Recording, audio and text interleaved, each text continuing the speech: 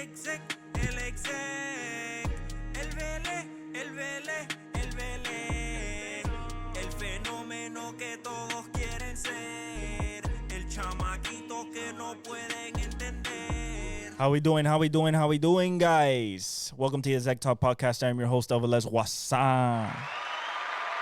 All right, guys, so the format of this podcast is going to completely change from moving forward now. It's going to be it's going to be short videos. I'm not going to be the long form hour and 30 minutes anymore. Partly because the last one that I did for like the national championship, leading up to the Masters, Fuji at Formula One, NASCAR at Martinsville, and Darlington, baseball beginning, the NCAA championship, all that basically from moment one just got like the audio just destroyed. It was immediately, and it annoyed me so much that I just decided to, you know what, we're just gonna do short form videos. They're easier to edit for my editor because she's great, and for clips and stuff like that. And I feel like it's more focused. You guys can get in and out quick, and I'll get more viewers that way. So that's what we're doing. We're doing short burst of one specific sport or one specific league, and you guys are basically getting rapid fire videos. You guys watch what you guys want, so I reach a broader audience in a quicker fashion, and it's easier for me, not as stressful. If I do mess up, it's only like a 10 to 15 minute ramble instead of an hour and a half episode of just wasted footage and energy. So starting off with the first one, we're going to talk about Formula One. We're going to talk about Fuji. Not that much, though, because it was a boring-ass race, okay? We are talking about this race was over in qualifying on Saturday. Max Verstappen put in a hell of a lap at the end of Q3, got the pole from Oscar Piastri, I believe it was, or it might have been George Russell, and that was it. That was the race. There was no overtaking. There was nothing. It was just start and just watch cars in the same order go around the track for about 53 laps, and that was it. Unfortunately, that was boring, and people complained. They fell asleep during the race. It was also very late. I mean, you're talking about the race, I believe, was at 1 a.m. So it was a boring race. Max Verstappen won. And the chances of capturing that fifth straight championship is very much still alive. He's still in the top 3 in the drivers' championship, or at least the top 5. But then we got to Bahrain this past weekend. We got to Bahrain. We knew it was going to be more exciting. We knew people were going to bring upgrades because that was when the testing track when the 3-day test happened before the season started. And what we saw was basically what we expected. We expected the McLarens to be up front. Oscar Piastri won. It was going to be a McLaren 1-2. However, let me go to it right now. Here we go. So he wins Bahrain. He dominates the race. Besides the pit stops, Oscar Piastri was ahead the whole time. There was a safety car because of some debris. And then during the restart, you might have thought that there was a chance for Piastri to lose the lead. Absolutely not. He took off. Never saw a challenge again.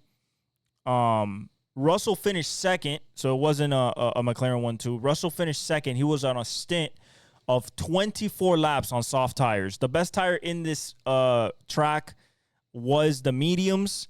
Ferrari used the mediums to stay out when everybody started pitting, and we're 1-2 at one point, and we're basically pulling away from the field. But once they used those mediums, they didn't have another set, and they finished the race on the worst tire, which was the hards, which couldn't get nowhere. and they finished fourth and fifth. Norris finished third after passing Leclerc with about, I want to say, like 6 laps left, 7 laps left. Just Leclerc just couldn't hold him off anymore. Norris was on the mediums, and he just passed him. Verstappen had an awful race. He recovered. He salvaged a 6th place finish, but he had an awful race. Car wouldn't brake. He had no grip. Everything that could have gone wrong for Max in any sort of fashion except crashing went wrong, and he still salvaged the 6th place in the end because he was on the medium tires at the end, so he could definitely salvage a 6th place finish just to keep him there. Now, with the win, Oscar Piastri is now the number one. I believe he's number one in the Drivers' Championship. If not, it's just by 1 point that Norris is over him. Russell's right there, so if any of those two slip up, Mercedes and Russell is ready to pounce.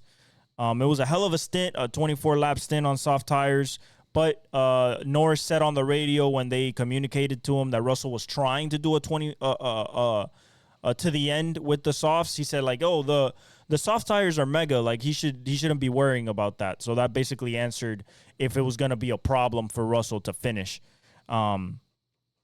Overall, really good battles are on the track. Electrical gremlins for everybody. The DRS not working for some people. Russell opening it after pressing his radio button. It opened for a split second. Almost got a penalty after the race. But really good battles. Really good overtakes. It was a really exciting race. There was excitement everywhere. It was very, very different from Fuji. Fuji was... Man, that was awful. That was a stinker. That's what they call it, just a barn burner. It was boring. Nothing happened. Nothing exciting happened. This one was exciting. You knew that Oscar Piastri was just too far ahead to get challenged, but there was a safety car. People were fighting from second all the way to the end of the grid. So it was very enjoyable to watch. And shout out to Oscar Piastri on his second win of the season and his second Grand Prix win. So it was very exciting. Next, we go to Jeddah. We go to Saudi Arabia. We go to Jeddah. Another really good circuit. Fun. Available to pass. Not a boring fest. Very fast. A scary racetrack, to be honest.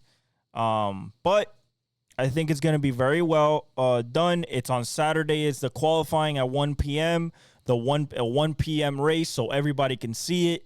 I think that it'll be great. It's at the street circuit in Jeddah. But I think it's a very, very good track, and we're going to see maybe Ferrari maybe get up there. Right now, they are definitely the 4th best car on the grid. They're fighting a little bit with Williams a little bit. Was kind of funny. Doohan was up there after qualifying, so he's finding his stride. Yuki Tsunoda did okay. He should be doing better in the Red Bull car, but then again, when it's tailored so much towards Verstappen, you kind of have to find your way, but I think he'll have better days. The rookies were okay. Hajar had an okay day. Kimi had a good day. But overall, it was a great race weekend. I'm excited for Jeddah and Saudi Arabia. And it looks like a great fight for the championship so far. Thank God. The standings are as follows. You have Norris, Piastri separated by 3 points. Verstappen is at 69 points. So it's 77, 74, 69. Russell's at 63, so very much in striking distance. Leclerc's at 32. Antonelli's at 6. Hamilton's 7 with 25. So it's possible for him to get up there, but he's going to have to win. He's getting behind. The people that don't have any, Alonso surprisingly doesn't have any points yet. Lawson, of course.